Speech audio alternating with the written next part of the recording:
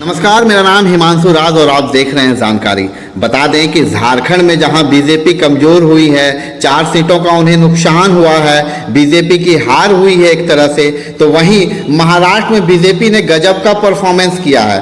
पिछले परफॉर्मेंस को देखें, महाराष्ट्र में बीजेपी ने 105 सीट लाई थी, इस बार बीजेपी 132 सीट लाई है। बात करें महाराष्ट्र चुनाव की, तो महाराष्ट्र में टोटल विधानसभा की 288 सीट थी, जिसमें से बहुमत के लिए सिर्फ 145 सीटों की जरूरत थी। लेकिन वहां पे 2 दल चुनाव में थे, एक महायुति, जिसमें से महायुति के गठबंधन में बीजेपी थी, शिवसेना, शिंदे गुट, एनसीपी अजित गुट की टीम शामिल थी, पार्टियां शामिल थी। वहीं महाविकास आघाड़ी, जिसमें कांग्रेस, शिवसेना उद्धव ठाकरे की, एनसीपी शरद पवार की शामिल थी। तो बहुमत के लिए 145 सीटें चाहिए थी, जिसमें से महायुति ने जबरदस्त परफॉर्मेंस करते हुए 230 सीटें ले आई, तो वही महाविकास आघाड़ी मात्र 46 सीटों पर सिमट गई। बात करें भाजपा महायुति की, बात करें 230 सीटों में, तो सिर्फ भाजपा 132 सीट लाई है। जी हाँ, सिर्फ भाजपा 132 सीट लाई है।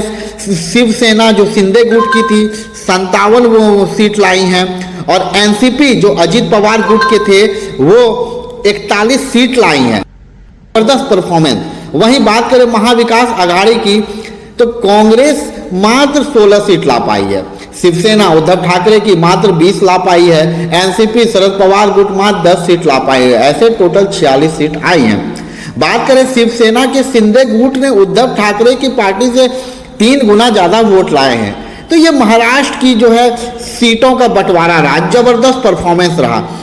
तो उसके बाद बात करें महाराष्ट्र क्या सरकार की कार्यकाल आज 26 नवंबर तक ही है। ऐसे में सरकार बनाने की कवायद तेज हो चुकी है। महाराष्ट्र में नया मुख्यमंत्री भाजपा के कोटे से होगा। मुख्यमंत्री एकनाथ शिंदे मंगलवार को राज्यपाल को इस्तीफा सौंपेंगे।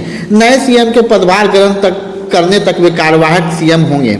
नई दिल्ली में सोमवार रात केंद्रीय गृह मंत्री अमित शाह, देवेंद्र फडणवीस, एकनाथ शिंदे और अजित पवार के बीच लंबी बातचीत के बाद यह सर्वसम्मत फॉर्मूला तय हुआ है। सूत्रों के मुताबिक बता दें, भाजपा मुख्यमंत्री पद की जिम्मेदारी देवेंद्र फडणवीस को दी जाएगी। शिवसेना, शिंदे गुट और एनसीपी अजित गुट से एक डिप्टी सीएम होंगे। विधानसभा चुनाव के नतीजों के बाद से मुख्यमंत्री पद को लेकर महायुति के 3 में से 2 दलों भाजपा और शिवसेना शिंदे में खींचतान चल रही थी। वहीं बात कर रहा था कि एकनाथ शिंदे इस्तीफा देने के बाद वो खुद डिप्टी सीएम का पद नहीं लेंगे, अपने ही किसी विधायक को यह पद दिलाएंगे। बात करें जो महाराष्ट्र में समीकरण बन रही है, महाराष्ट्र में भाजपा को अब तक की सबसे बड़ी जीत दिलाने वाले देवेंद्र फडणवीस तीसरी बार सीएम बनने जा रहे हैं। बता दें कि राष्ट्रीय स्वयंसेवक संघ के एक सोर्स ने बताया है कि आरएसएस और बीजेपी ने राज्य में सरकार चलाने का फार्मूला तय किया है। पहले 2.5 साल तक फडणवीस और अगले 2.5 साल तक शिवसेना चीफ एकनाथ शिंदे सीएम रहेंगे। जी हाँ, 5 साल के कार्यकाल में 2.5 साल का फार्मूला तय हुआ है। सीएम पद छोड़ने के बाद फडणवीस को भाजपा का राष्ट्रीय अध्यक्ष बनाया जाएगा। सोर्स के मुताबिक भाजपा और आरएसएस ने मिलकर फडणवीस की भूमिका तय की है। उन्हें 2.5 साल सीएम बनाने पर भाजपा और शिवसेना में सहमति बन चुकी है। वहीं फडणवीस को भाजपा का राष्ट्रीय अध्यक्ष बनाने पर हाईकमान और आरएसएस राजी है। तो आप महाराष्ट्र के चुनाव को नतीजे को देख लें, जहां बीजेपी झारखंड में चारों खाने चित हुई है, तो वहीं महाराष्ट्र में उन्होंने गजब का परफॉर्मेंस किया। परफॉर्मेंस ऐसी कि सभी भाजपा के शीर्ष नेतृत्व खुश होंगे।